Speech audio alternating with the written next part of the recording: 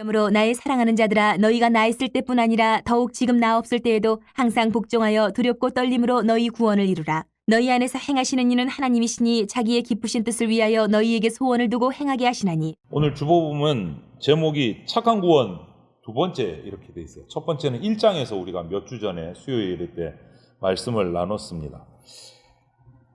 분명히 빌립보 교회는 구원을 얻은 교회였습니다. 그런데 오늘 1장에서 그렇게 구원을 얻고 주 안에서 가는 교회라고 이렇게 선포하고 자랑했던 그 빌립보 교회를 향해서 오늘 2장 12절에 바울사도는 이렇게 이야기합니다.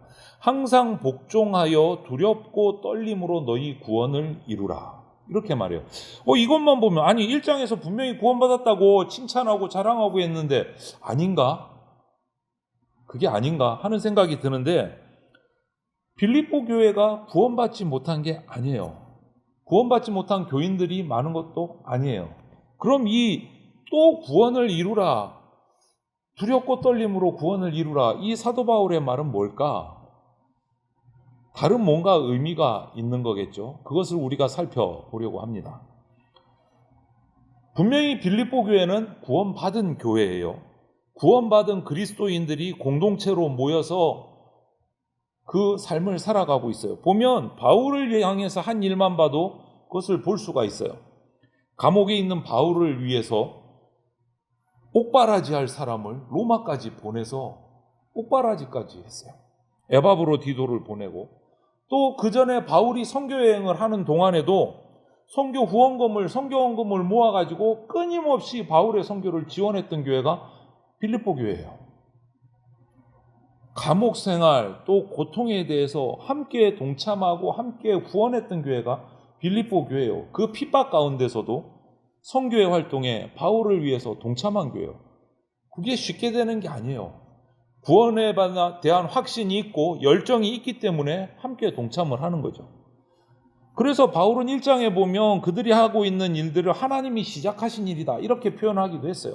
자랑도 했어요. 1장 6절에 보면 너희 안에서 착한 일을 시작하시니가 그리스도 예수의 날까지 이루실 줄을 우리는 확신하노라. 구원받은 교회 맞아요.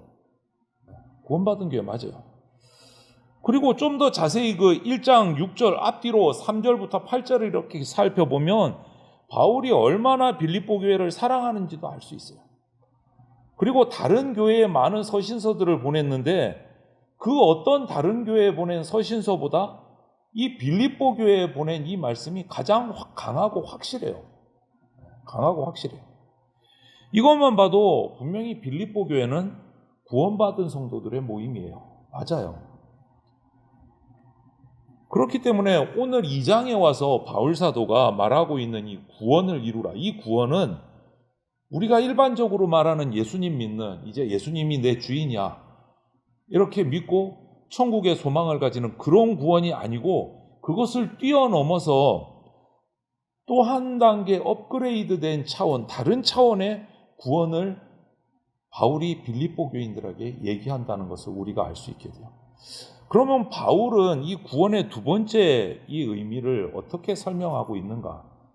그러면 우리 대전장로교회는 첫 번째 1장에 말한 구원을 받은 교회인가? 아니면 이제 그것을 받고 바울이 말하는 오늘 이 2장의 두 번째 구원의 의미까지도 우리가 나가고 있는가? 우리를 한번 살펴보면 좋겠습니다. 그럼 두 번째 말하고 있는 이 구원, 오늘 바울이 말하는 이 구원은 도대체 뭘까? 굳이 표현해서 1장에 말한 첫 번째 구원, 오늘 2장에 말한 두 번째 구원 이렇게 표현을 하자면 이 두 번째 바울이 빌립보 교회에게 말한 구원은 주님과 함께하고 주님을 믿고 천국 가는 구원, 그런 구원이 아니에요. 이 두 번째 말한 이 구원의 의미는 하나님이 계획하시고 기대하시는 기대치. 첫 번째 구원을 받은 나는 예수님 믿어, 하나님 믿어 하고 구원받은 그 성도들을 향해서 계획하시고 기대하고 계시는 하나님의 그 기대치 또는 하나님이 생각하고 계시는 그 꿈, 비전을 이루어가는 삶을 두 번째 얘기하는 것을 구원이라고 말해요. 2장의 본문을 읽어보고 하나님이 우리를 부르실 때 우리의 지금의 이름으로 부르지 않습니다. 두 번 부르실 때는, 두 번째 부르실 때는 우리에 대한 하나님의 기대치를 가지고 부르세요. 정 목사, 너는 구원받아야 돼. 하나님 믿어야 돼. 이게 첫 번째예요. 근데 이제 구원받았어요. 목회자까지 됐어요. 그런데 또 구원받아야 돼. 이 말이 아니라는 거죠. 정 목사, 너를 향한 내 기대가 이거야. 너는 이것을 향해서 달려가야 돼. 그게 두 번째고. 하나님의 기대, 하나님의 계획, 하나님의 비전으로 부르십니다. 너 이제 구원받고 내 자녀 됐으니까 너 이제 이 목표를 향해서 살아가야 돼. 그것이 바울이 말하는 두 번째, 2장에서 빌립보 교회 성도들에게 말하는 구원을 이루라의 구원이에요. 여러분, 우리에 대한 하나님의 기대치가 뭘까요? 한번 묵상을 해보십시오. 나를 하나님의 자녀 삼아 주셨다. 그게 끝이 아니에요. 삼아 주셨으니 그 다음 우리를 향한 하나님의 기대치가 있어요. 비전이 있어요. 그것을 이루어 가야 돼요. 이런 이유 때문에 예수님께서도 이 땅에 오셨을 때 그 모래알같이 그냥 순식간에 흩어지기 쉬운, 또 그 거의 요즘 말로 하면 분노 조절 장애가 있을 법한 그 다혈질의 시몬을 제자로 부르시면서 시몬이라고 안 부르시고 이름을 뭐라고 불러주셨습니까? 반석, 베드로라고 이름을 바꿔서 불러주셨어요. 반석이라고.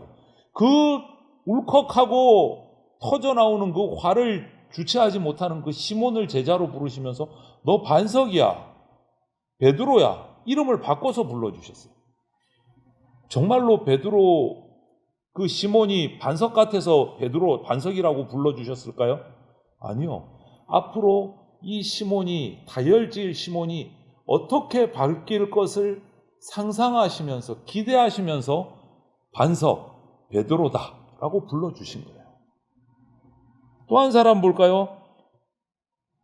하나님이 기드온을 부르실 때, 기드온, 사사의 기드온을 부르실 때 구약에서 그 당시 이스라엘은요, 미디안 족속 때문에 정말 어려움을 당하고 있었어요.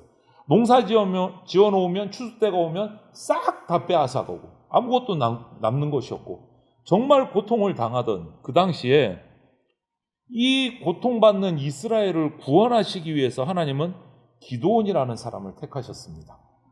그리고 그때 하나님의 사자가 기드온에게 나타나서 아주 의미 있는 말을 던져요. 사사기 6장 12절에 보면 이렇게 말합니다. 기드온을 향해서 천사가, 하나님의 천사가 큰 용사여 여호와께서 너와 함께 계신다, 이렇게 말해요. 큰 용사라고 불러요. 기드온을 향해서. 이 말을 들을 때 기드온은 뭐 하고 있었는 줄 아십니까? 이번에도 양식을 빼앗길까 봐 포도주 틀에 숨어가지고 지금 몰래 지금 추수하고 있었던 모습이에요. 이게 큰 용사의 모습은 아니잖아요.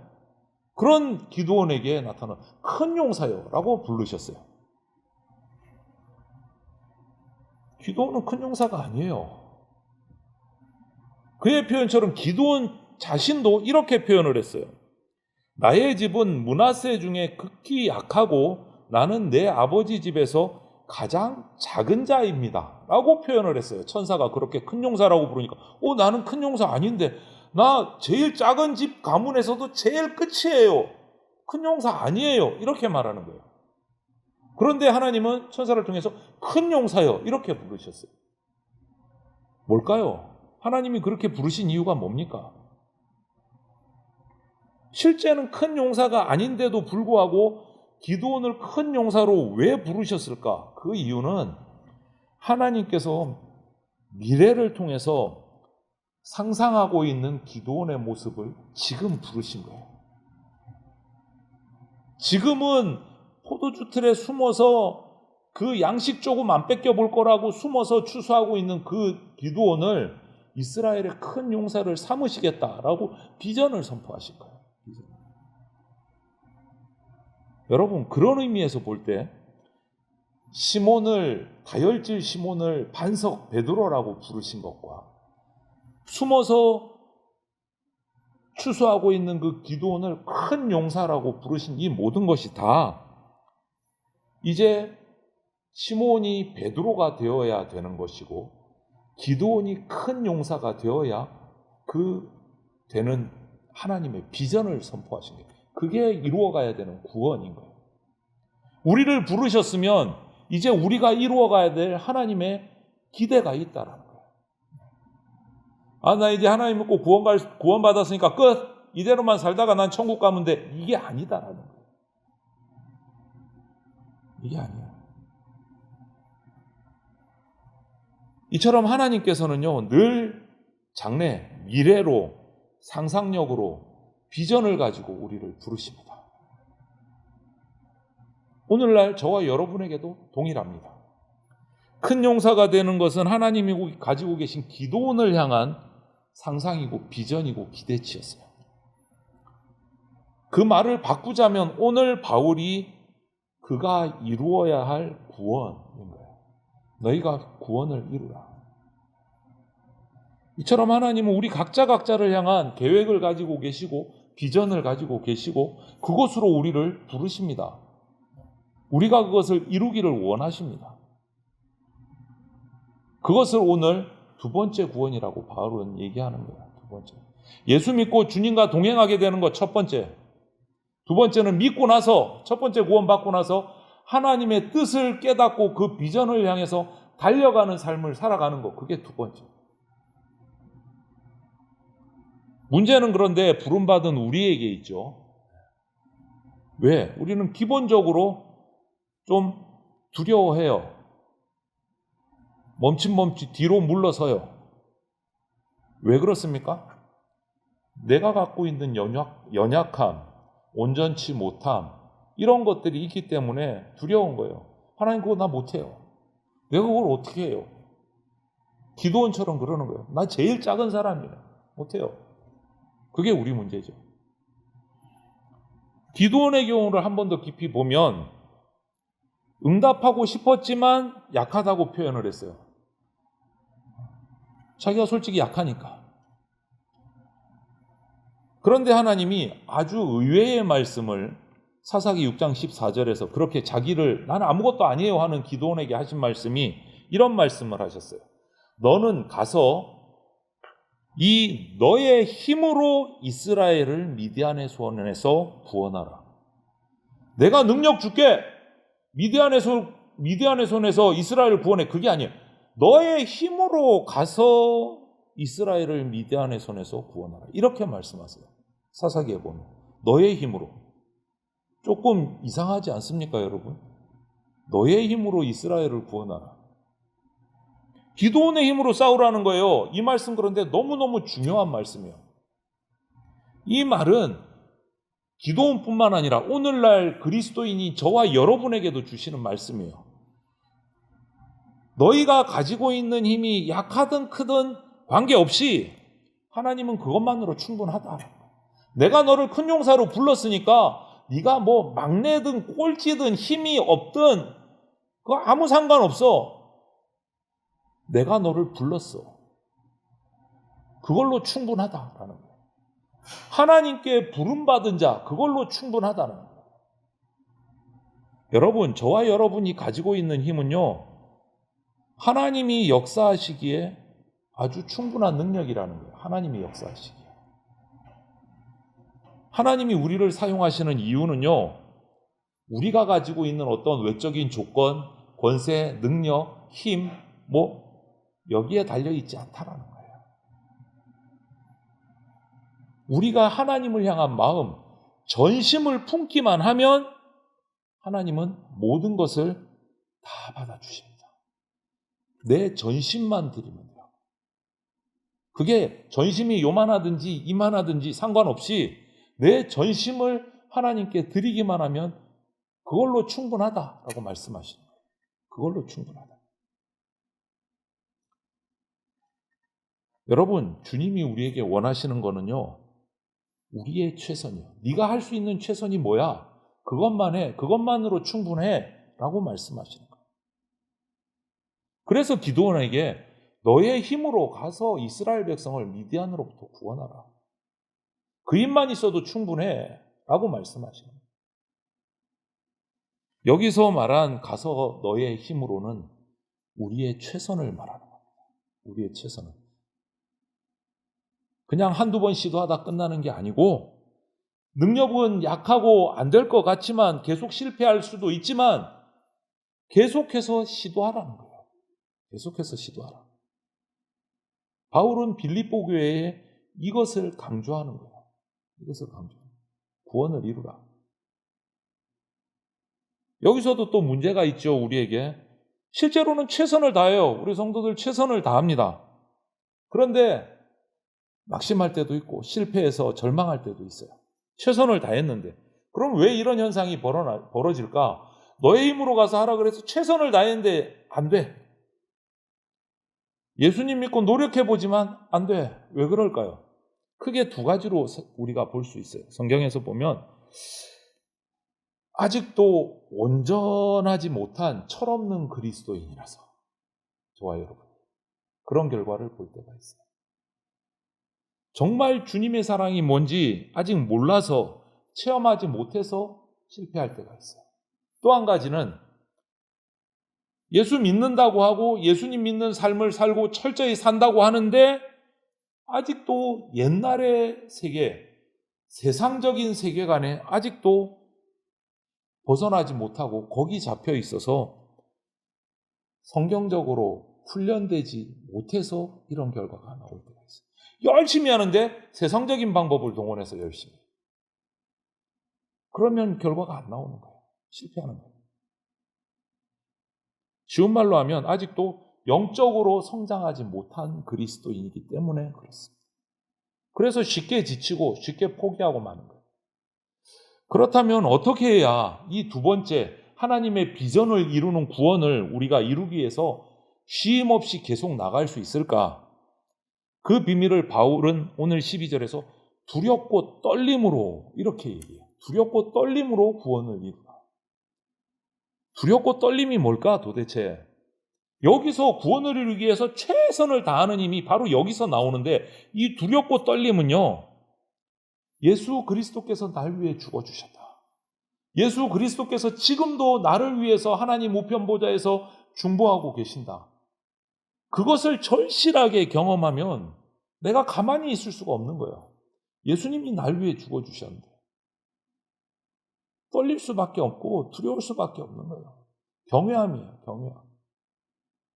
그때 우리는 또 실패를 두려워하지 않고 또 도전할 수 있는 거예요. 하나님이 내게 주신 뜻을 이루기 위해서.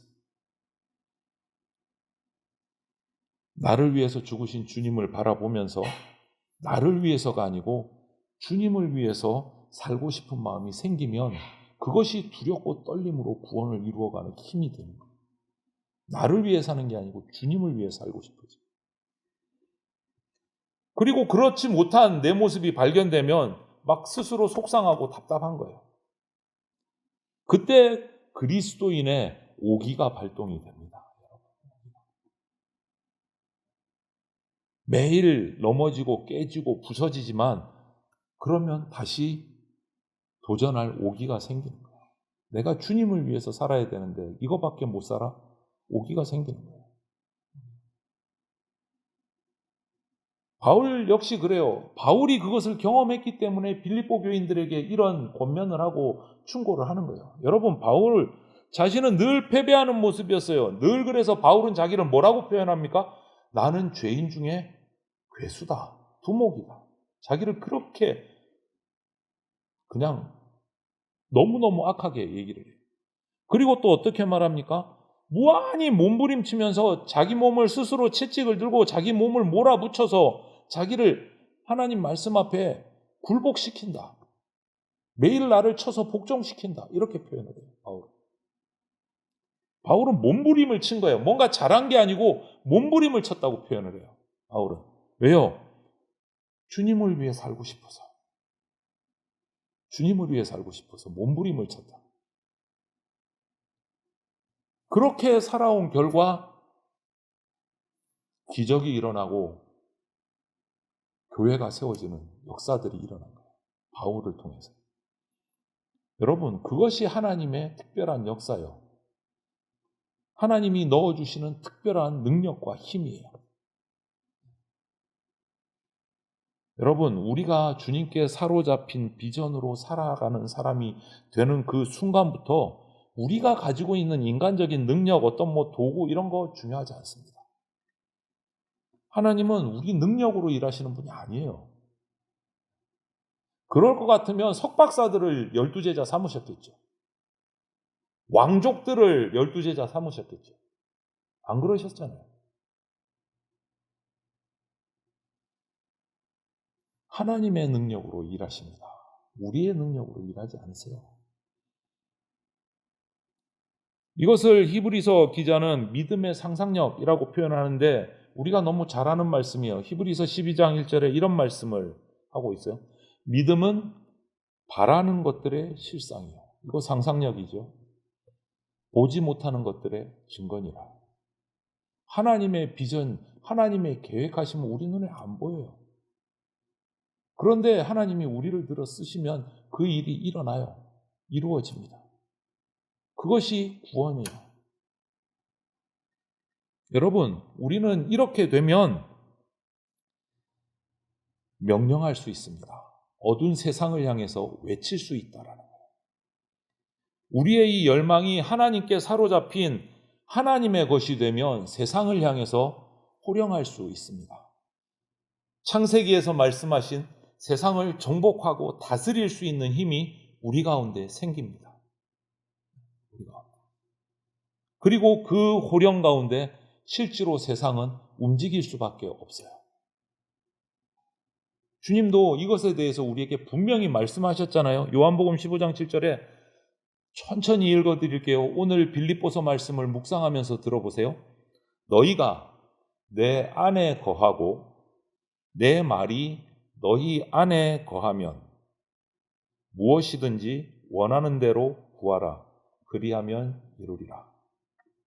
이렇게 약속해 주셨어요.